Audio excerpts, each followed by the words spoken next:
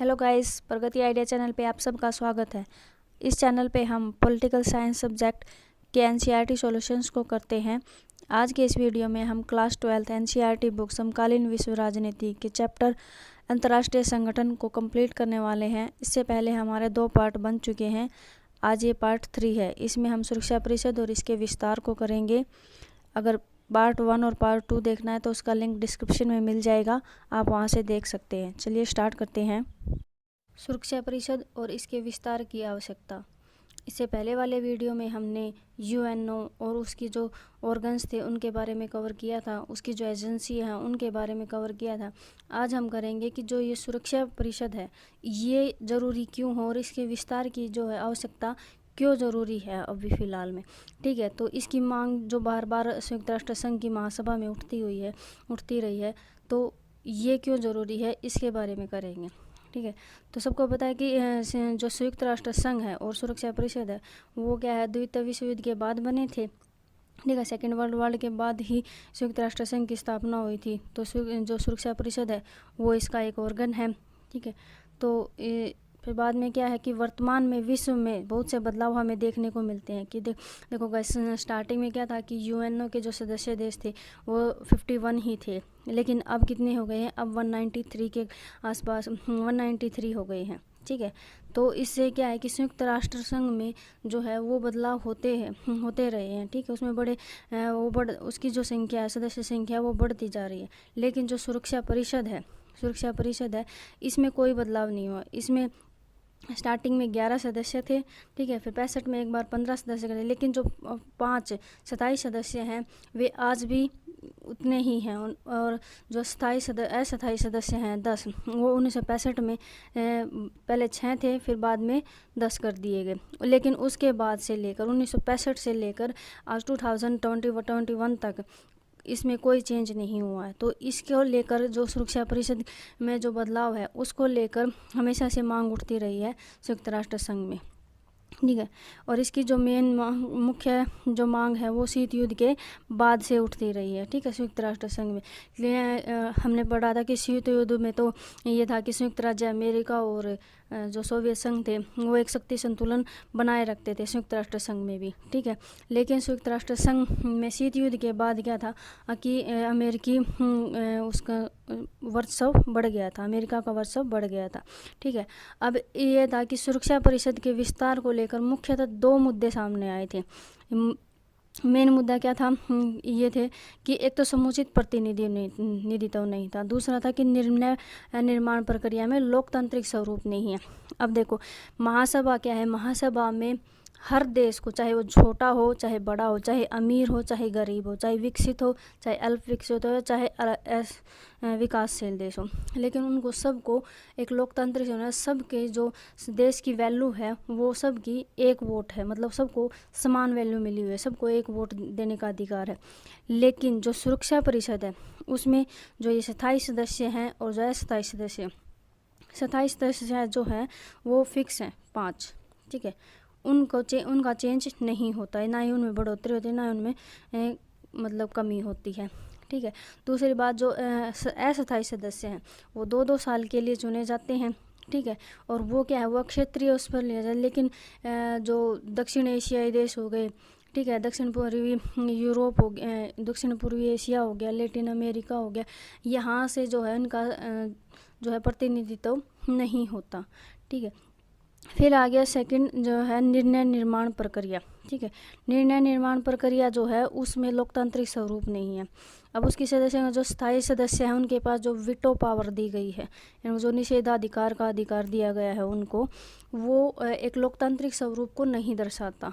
ठीक है, क्योंकि लोकतांत्रिक स्वरूप में तो यही होता ना कि सबके निर्णय की सहमति होती किसी को, मतलब लेकिन वीटो पावर में क्या है कि उनको एक निषेधाधिकार है कि वो जिस पर वीटो पावर लगा देते हैं वो निर्णय फिर वहीं, वो प्रस्ताव जो मुद्दा है वो वहीं के वहीं रोक दिया जाता है।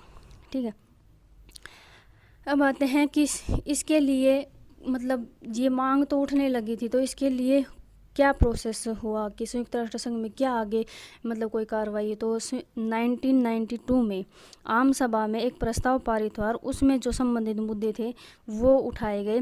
तो उन मुद्दों में क्या क्या थे, मतलब किन किन बातों पे लोग मतलब जो सदस्य देश थे उनकी सहमति बनी और जो प्रस्ताव पारित हुआ था।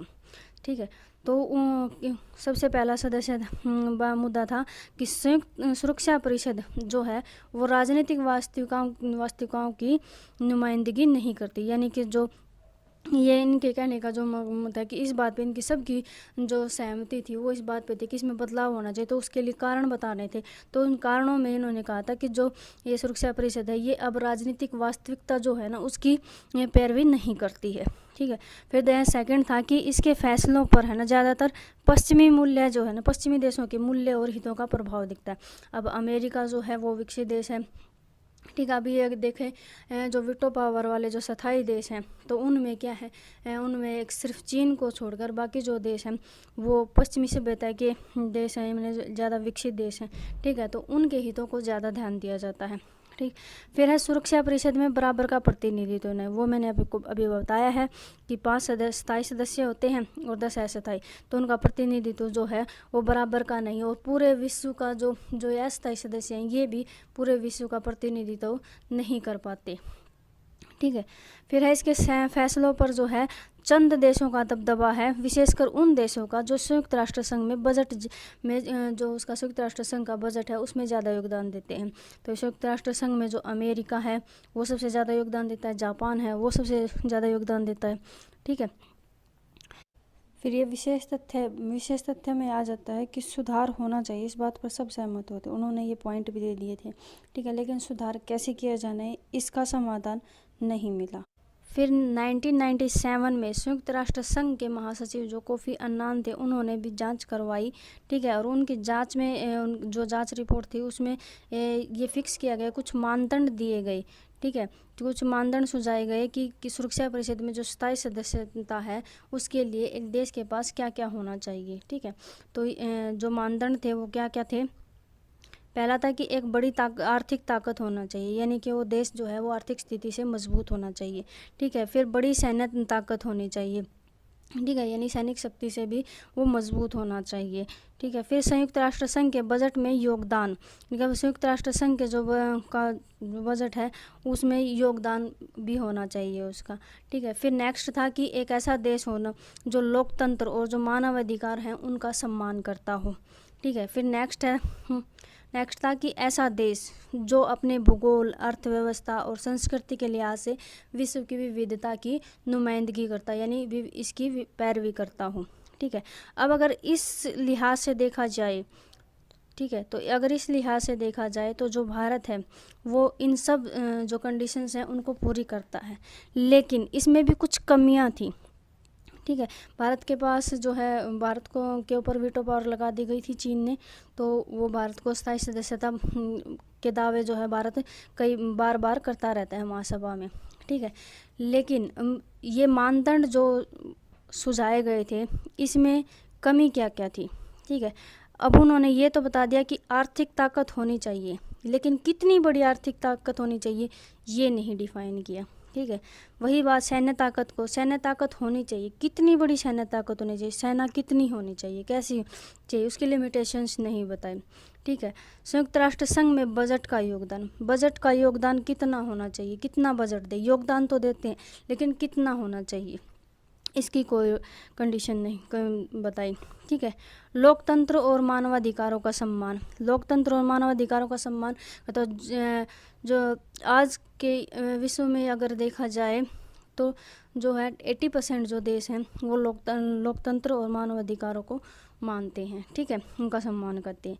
फिर आ गया कि भूगोल, अर्थव्यवस्था और संस्कृति के लिहाज से विश्व में विविधता की नुमाइंदगी दे। तो इसका कोई पैरामीटर नहीं फिक्स किया कि ये विविधता जो वर्ड आ गया तो विविधता की कोई भी जो है पैरामीटर नहीं फिक्स किया कि कैसा मतलब होना चाहिए, किस तरह का होना चाहिए। ठीक है, तो ये उसमें एक कमियां जो दर्शाई गई थी।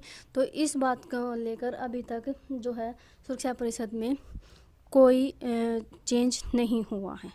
ठीक है, चलिए गाइस, आज के लिए इतना ही। अगर आपको मेरी वीडियो अच्छी लगी हो तो please like and subscribe my channel. अगर आप नए हैं तो प्लीज़ सब्सक्राइब माय चैनल, ठीक है। Okay, thank you.